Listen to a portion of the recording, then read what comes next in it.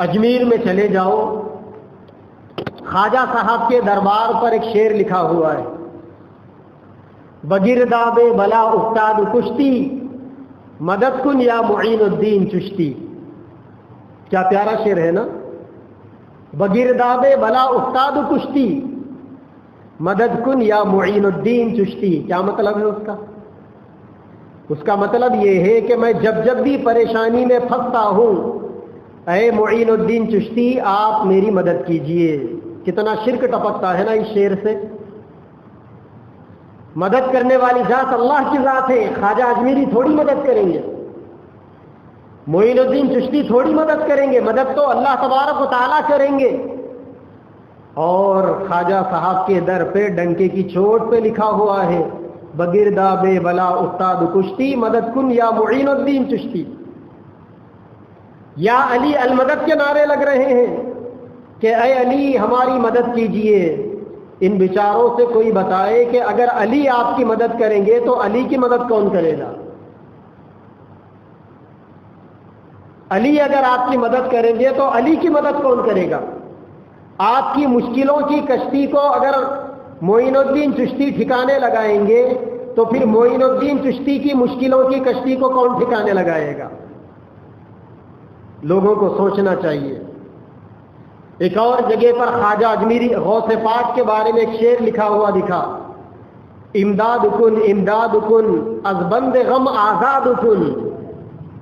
مدد کرو مدد کرو، یہ بندہ آپ کا غموں کے اندر، تکلیفوں کے اندر، پریشانیوں کے اندر پھنسا ہوا ہے، اسے پریشانیوں سے آزاد کرو.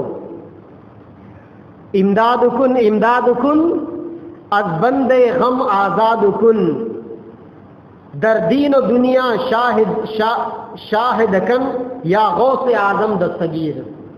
غوث اعظم دستگیر سے دہائی دی جا رہی، انہیں گہار لگائی جا رہی ہے کہ میں پریشانیوں میں، مصیبتوں میں پھنسا ہوا ہوں، آپ میری مدد کیجئے.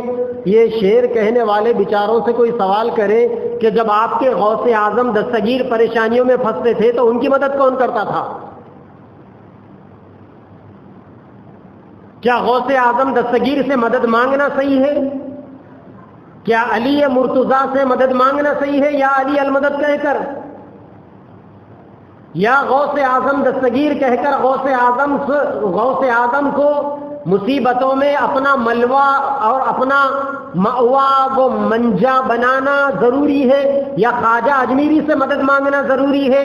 یا خواجہ اجمیری جس سے مدد مانگتے تھے، پیران پیر جس سے مدد مانگتے تھے، غوث اعظم دستگیری جس سے مدد مانگتے تھے، اور علی مرتضیٰ جس سے مدد مانگتے تھے، ان سے مدد مانگنا ضروری؟ عقیدہ بگڑ گیا، اپنے جیسے انسانوں سے مدد مانگ رہے. غوث اعظم آپ کے جیسے انسان تھے، پیران پیر آپ کے جیسے انسان تھے، علی آپ کے جیسے انسان تھے رضی اللہ عنہ. ہاں البتہ ہم پاپی انسان ہیں، وہ بڑے نیک انسان تھے. ہم گندے انسان ہیں، وہ بڑے پارسا انسان تھے، لیکن تھے تو وہ بھی انسان. انسانوں سے مددیں کیوں مانگی جاتی ہیں؟ جہاں سے آدمی کو کہیں سے کچھ ہوتا ہوا نظر آتا ہے، وہاں آدمی اپنے ایمان کو کیوں گنوا بیٹھتا ہے؟ اس کی بنیادی وجہ یہ ہے کہ آپ کا عقیدہ بگڑ گیا. اگر آپ کا عقیدہ درست ہوتا تو آپ نہ حضرت علی سے مدد مانگتے، نہ پیران پیر سے مدد مانگتے، نہ خواجہ اجمیری سے مدد مانگتے. پھر آپ وہی کرتے جو اللہ تبارک و تعالیٰ نے کہا کرنے کے لیے. اللہ نے کیا کہا؟ اجیب دعوت الداعی اذا دعانی، مانگنے والوں کو مجھ سے مانگنا چاہیے. فلیستجیبوا لی، کیونکہ میں سنتا ہوں جب مانگنے والا مجھ سے مانگتا ہے. آپ یا علی المدد کہیں گے، کیا آپ کی بات علی سنیں گے قبر کے اندر؟ ہرگز نہیں سن سکتے.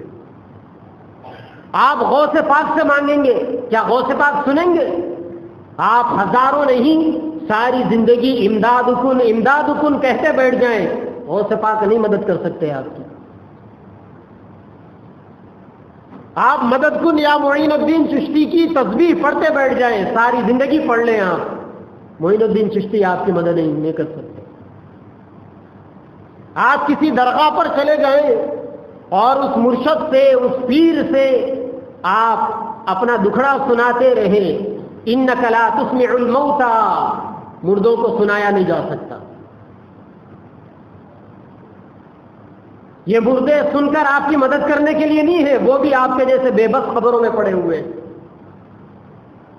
لیکن اس کا کیا علاج ہے کہ آپ کا عقیدہ بگڑا ہوا ہے، آپ کا علم صحیح نہیں ہے، آپ کے خیالات کا رخ بدلا ہوا ہے، آپ اللہ سے جڑنے کے بجائے اللہ کے بندوں کے پیچھے بھاگ رہے ہیں. کیا اچھا ہوتا کہ آپ مصیبتوں میں اللہ سے مدد مانگتے. قرآن کہتا ہے متی نصر اللہ، اللہ کی مدد کب آئے گی؟ الا ان نصر اللہ قریب، آگاہ ہو جاؤ کہ اللہ کی مدد بہت جلد آ جائے گی. قرآن کہتا ہے لا تقنطوا من رحمت اللہ، اے میرے بندو، اللہ کے بندو، اللہ تبارک و تعالیٰ سے مایوس مت ہو جاؤ،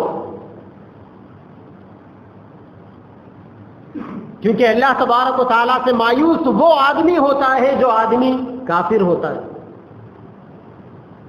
اللہ کی مدد کا انکار کرنے والا. آپ سورہ فاتحہ کے اندر روزانہ ہر نماز میں، ہر رکعت میں پڑھتے ہو ایاک نعبد و ایاک نستعین، اے اللہ میں آپ ہی کی مدد کرتا ہوں، آپ ہی کی عبادت کرتا ہوں اور آپ ہی سے مدد مانگتا ہوں.